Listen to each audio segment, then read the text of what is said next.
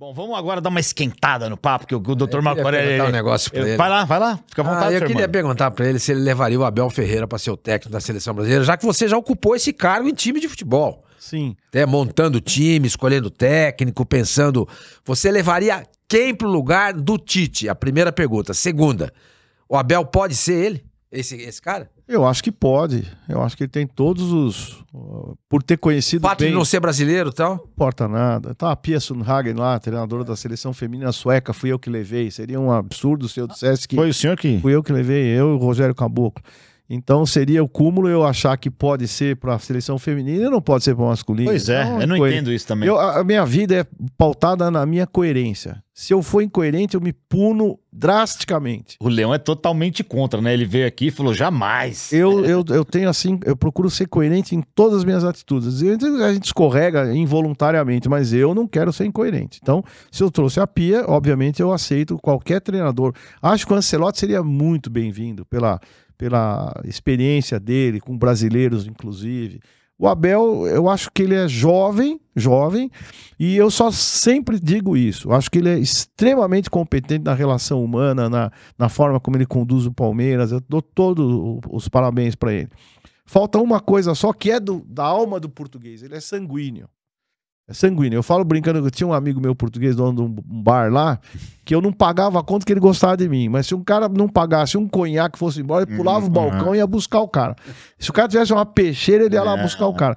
Então, eles são muito sanguíneos. E ele precisa ter um controle, porque eu não gosto de treinador que à beira do campo fica ali... Dando chilique e ao mesmo tempo querendo ganhar o jogo na pressão, né? Eu acho que ele não faz isso, mas ele se incomoda demais com a arbitragem, com o adversário, com não sei o quê, para ver se ele... uma falta besta, lateral, pô, o cara vai reclamar de lateral, pô, deixa pra lá. Então é uma questão de educação comportamental mesmo, de tolerância para ser um grande líder que ele é. Falta o mínimo de tolerância para ele para equilibrar isso. Agora que ele sabe. Ele sabe, então, mas é que tá no sangue. Mas eu acho que ele usa isso a favor dele, sabia? Então, por exemplo, o Mano é um treinador que usa muito a linha de bancada lá para pressionar, para olhar aquela cara que ele olha para o adversário, para inibir e tal. Eu não gosto disso, mas ele faz isso, é o jeito dele e tal. Eu não gosto. Eu prefiro que o cara seja reto lá, que ganhou, perdeu e tal. Até esse jogo contra o Inter lá, eu percebi uma coisa interessante. Terminou o jogo, ele tomou 3-1 lá, um chocolatão, ele foi lá, cumprimentou todo mundo e tal. Acho que ele quis deixar uma imagem positiva lá, se ele saísse, né, para fazer o bem feito, né? E fez o bem feito. Foi um bom perdedor nesse jogo. Então acho que o Abel precisa ser só isso, falta para ele. Agora, a experiência de seleção, a seleção é muito diferente de qualquer coisa. Eu vivi 5 anos no CBF, é muito grande, tudo repercute, tudo influi. Você imagina, se você tem um time, setorista que torce pro time, Corinthians, tem um monte de setorista que torce pro Corinthians, e um monte de gente que torce pro Corinthians na mídia. São Paulo, tem setorista que torce pro São Paulo, um monte na mídia. A influência é menor. Agora, você pega a seleção, é Flamengo, Vasco, Corinthians, Palmeiras. Junta todo mundo. Junta todo mundo pra escalar o time.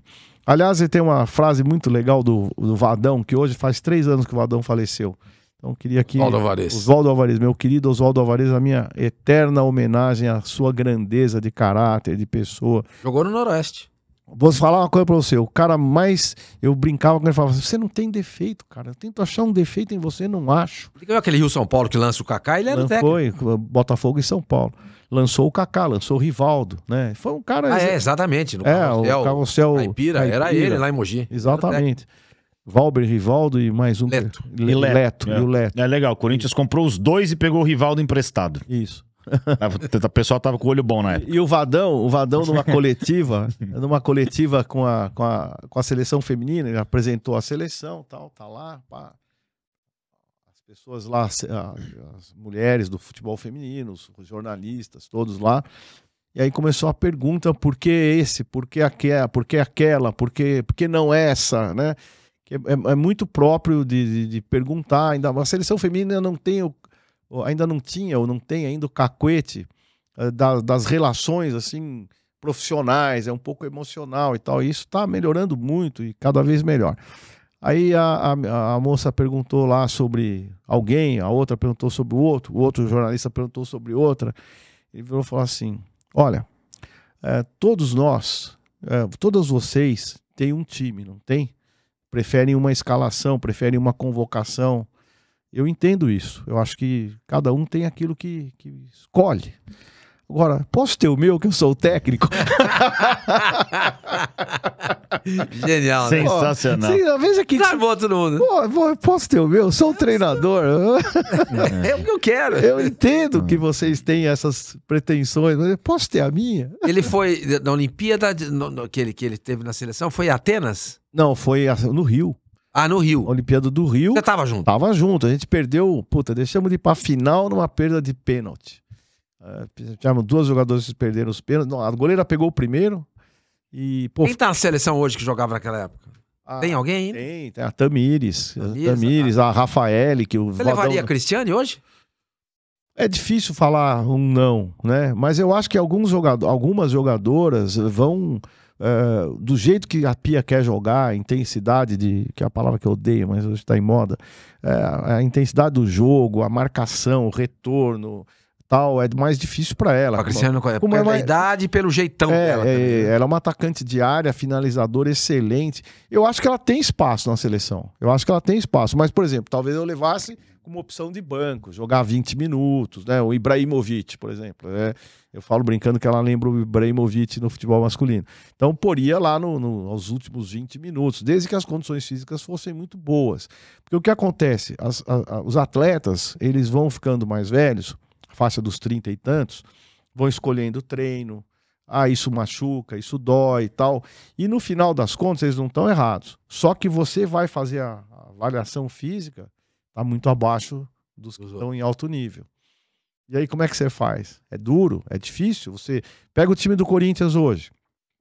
Quantos jogadores têm mais de 30 anos lá? 32, 33? Cássio, Fagner, Gil, Fábio Santos. Isso. Paulinho, Renato Augusto, Juliano. Entendeu? Então, veja muita, né? Aí Muita você coisa. fala assim, pô, são ótimos jogadores, mas todos juntos, será que eles conseguem reverter um Aí a tal da 0? intensidade. Entendeu? Correr atrás de alguém, marcar forte. Aí você começa a ver que, pô, faz diferença em todos. Em todos. Você tem 2, é até muito bom. É aquilo que eu falava no começo da nossa conversa. Eu que mando aqui, faz isso aí. Aquele cara que é o Cara, chega é assim, tá? Hierarquia, né? Hierarquia, tem hierarquia. Agora, quando a hierarquia é dividida em 6, 7, não tem hierarquia. Quando todo mundo é VIP, ninguém é VIP. Gostei.